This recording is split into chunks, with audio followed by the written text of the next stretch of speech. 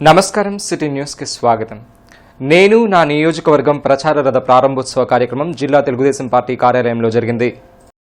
తూర్పు నియోజకవర్గ ఇన్ఛార్జ్ నజీర్ అహ్మద్ ఆధ్వర్యంలో ఏర్పాటు చేసిన వాహనాన్ని జిల్లా అధ్యక్షుడు తెనాలి శ్రావణ్ కుమార్ ప్రారంభించారు. జనసేన టీడీపీ ప్రభుత్వం ఏర్పడితే అన్ని సంక్షేమ పథకాలను రద్దు చేస్తారనే దుష్ప్రచారం వైసీపీ చేస్తుందన్నారు. టీడీపీ అమలు చేసిన 120 సంక్షేమ పథకాలను వైసీపీ రద్దు చేసిందన్నారు. చంద్రబాబు అమలు చేసిన సంక్షేమ పథకాలతో ప్రజలు అభివృద్ది చెందారన్నారు. రాష్ట్ర అభివృద్ది చంద్రబాబుతోనే సాధ్యమన్నారు. నేను నా నియోజకవర్గం ప్రచార రథం నగరంలోని అన్ని డివిజన్లలో తిరిగి టీడీపీ సంక్షేమ పథకాలను ప్రజలకు వివరిస్తుందన్నారు. కార్యక్రమంలో తూర్పు నియోజకవర్గ ఇన్ఛార్జ్ నజీర్ అహ్మద్, చిట్టిబాబు తదితరులు పాల్గొన్నారు. చాలా మందిలో ఒక అపోహ ఉంది. వైసీపీ పార్టీ దుర్మార్గమైన ప్రచారం చేస్తూ ఉంది. తెలుగుదేశం జనసేన ప్రభుత్వం వస్తే అనేక సంక్షేమ పథకాలు ఆగిపోతాయని. అది వాస్తవం కాదు. ఎందుకంటే సంక్షేమానికి care of address Telugu Desam party. అన్న నందమూరి తారక రామారావు గారు ప్రవేశపెట్టిన అనేక పథకాలు చంద్రబాబు నాయుడు గారు మరింత మెరుగుదిద్ది దాదాపు 139 సంక్షేమ పథకాలని 2014-19 కాలంలో అమలు చేసి పేదలను ఆదుకున్న సంఘటన మనం అందరం కూడా గుర్తు చేసుకుంటున్నాం. ఈ జగన్మోహన్ రెడ్డి పరిపాలన వైసీపీ నాయకత్వం ఆంధ్ర రాష్ట్రానికి ముఖ్యమంత్రి అయిన తర్వాత దాదాపు 120 పథకాలన్నింటినీ రద్దు చేశాడు. కొన్నిటిని పాక్షికంగా అమలు చేస్తూ ఉన్నాడు. అమలు చేస్తూ అసత్య ప్రచారం చేస్తూ ఉన్నాడు. అతని యొక్క మేనిఫెస్టోలో 99% అమలైపోయినాయి అని. ఎక్కడ అమలైనా అని మేము ప్రశ్నిస్తూ ఉన్నాం.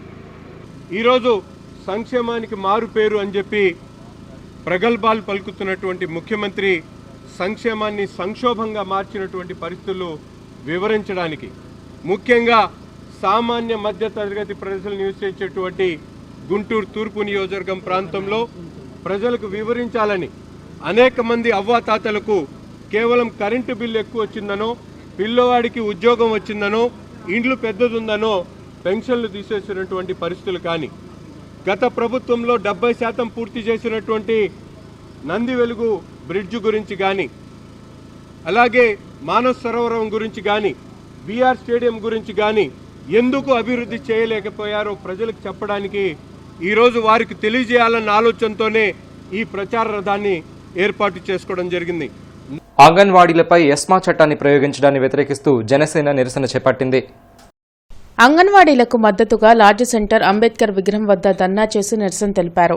ఎస్మా జీవో కాపీలను తగలబెట్టి నిరసన తెలిపారు. కార్యక్రమంలో జనసేన పార్టీ జిల్లా ప్రధాన కార్యదర్శి బోనబోయిన శ్రీనివాస్ యాదవ్ పాల్గొని అంగన్వాడీలపై ఎస్మా చట్టాన్ని ఉపయోగిస్తూ ప్రభుత్వం విడుదల చేసిన జీవోను వెనక్కి తీసుకోవాలని డిమాండ్ చేశారు.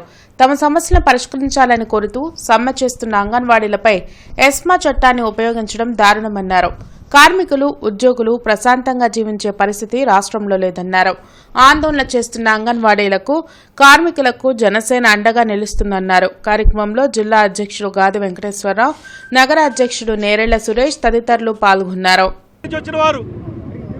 పేద విద్యార్థులకు చదువు చెప్తూ మీరిచ్చేటువంటి ఒక్కొక్క విద్యార్థికి ₹1 భోజనం పెట్టేటువంటి మహాతల్లులు వారిని ఇబ్బంది పెడితే జగన్మోహన్ రెడ్డి గారికి కానివ్వండి, వాళ్ళ ఎమ్మెల్యేలు కానీ, వాళ్ళ మంత్రులు కానీ, వాళ్ళ ప్రభుత్వానికి తప్పనిసరిగా ఆడవారి ఉసురు తగులుద్ది. మీరు ఎక్కడ గంగలో కలిసిపోవడం ఖాయమని చెప్పి కూడా మేము తెలియజేస్తూ ఉన్నాం.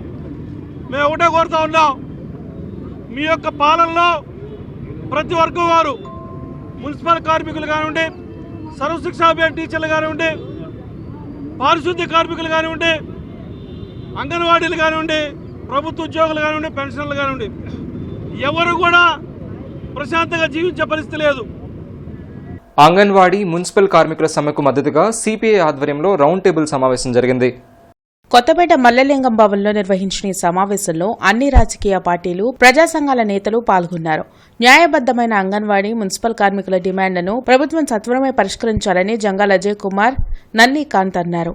కార్మికులు చేపట్టిన సమ్మెకు ఈ నెల 11న అన్ని రాజకీయ పార్టీలు ఏకమై సంఘీభావం తెలుపుతాయని చెప్పారు. అవసరమైతే వారికి మద్దతుగా పోరాటం చేసేందుకు కూడా సిద్ధంగా ఉన్నామని స్పష్టం చేశారు.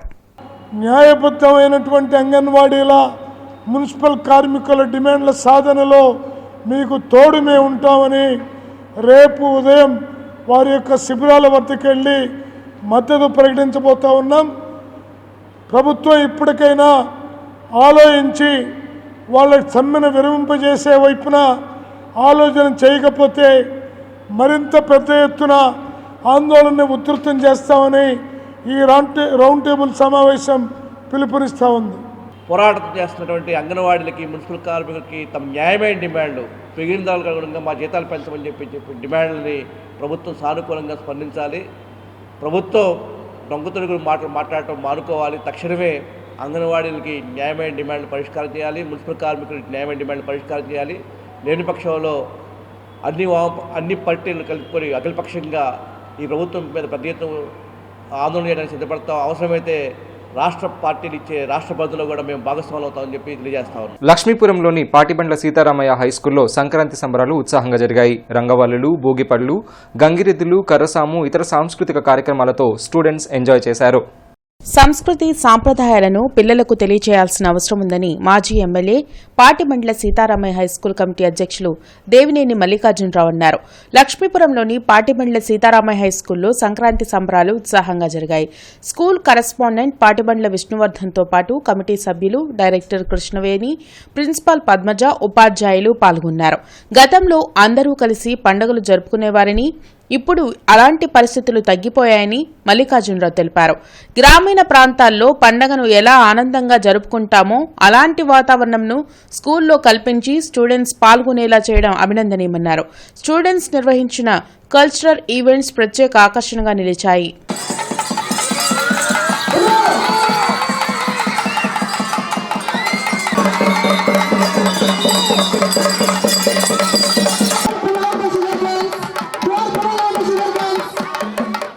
దాన్ని ఇతరులకు పంచితే అలా పంచుకున్నటువంటి వాళ్ళు అందరూ కలిసి చేసుకునేటువంటి ఆనందంతో అందరూ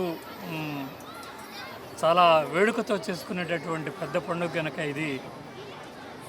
అది మరిచిపోతున్నట్టు తరుణంలో, ఇప్పుడు గ్రామాలే పట్టణాలు అవుతున్నటువంటి తరుణంలో మళ్ళా ఈ తరానికి ఆ పూర్వపు వేడుకల్ని చూపెట్టాలనేటటువంటి తలంపుతో ఈ పాటిబండ్ల సీతారామయ్య కళాశాల యాజమాన్యం, ఉపాధ్యాయ వర్గం తలంచడంతో ఇంతటి వేడుక ఇక్కడ జరగడం సులభమైంది. ఉదయం నుండి రకరకాల వేడుకలు, ఆ పండగలో ఉండేటటువంటి మొత్తం వాతావరణం అంతా, పల్లెల్లో కనిపించేటటువంటి మా చిన్నతనంలో చూసినటువంటి వాతావరణం అంతా ఈ ప్రాంగణంలో సూక్ష్మంలో మోక్షంగా మొత్తం చూపెట్టడం జరిగింది. శివాజీ గారు, ఆయనకి ఎంతో గ్రామీణ ప్రాంతం అన్న అవన్నీ కూడా ఎంతో మక్కువ.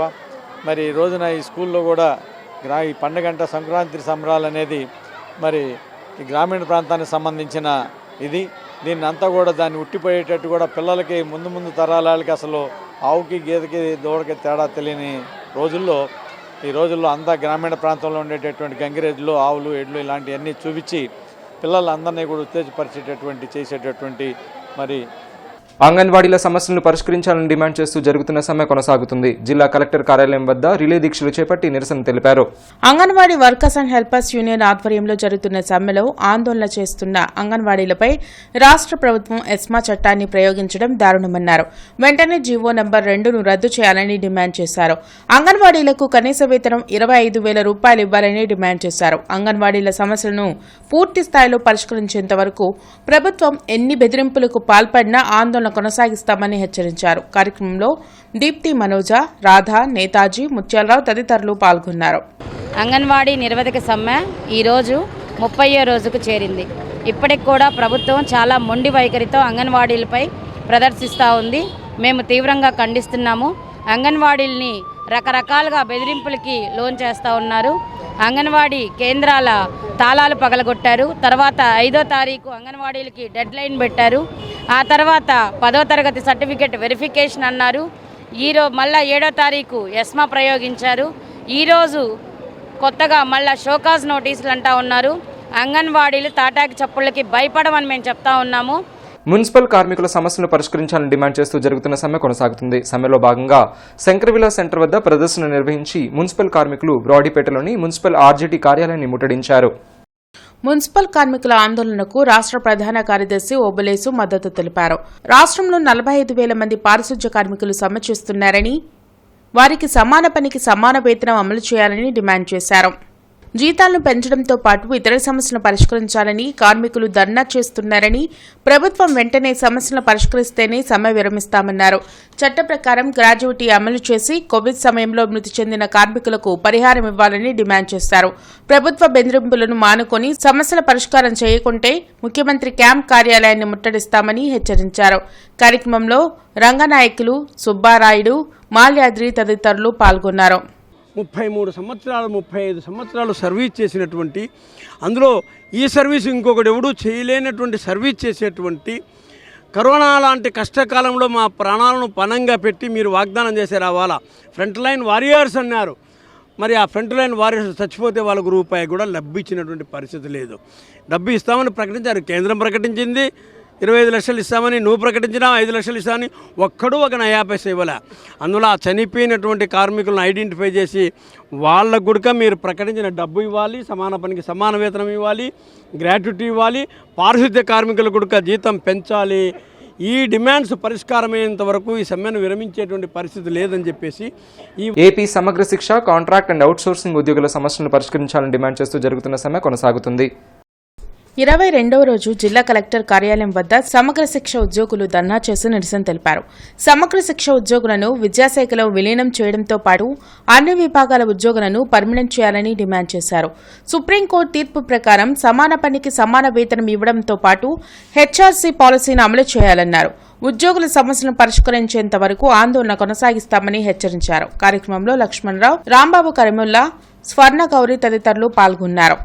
టెర్మినేషన్ కూడా ఇస్తామని చెప్పారు. కానీ ఈరోజు మన మినిస్టర్ గారు చర్చలకు పిలిచిన, రాష్ట్ర నాయకులు చర్చలకు పిలిచిన సామర్థ్యంలో మేమేం చేశామంటే, ఈరోజు మరి గవర్నమెంట్ ఏ నిర్ణయం తీసుకునిద్దో మా 20 రోజుల సమయంలో మా డిమాండ్లు నెరవేరిస్తే కనుక ఏదైనా సరే ఆ ఉన్న డిమాండ్లు ఏదైనా ఒక కోరికైనా నెరవేర్చినట్లయితే మేము సమ్మెను విరమిస్తామని తెలియజేస్తున్నాం. సిటీ న్యూస్ సమాప్తం. నమస్కారం.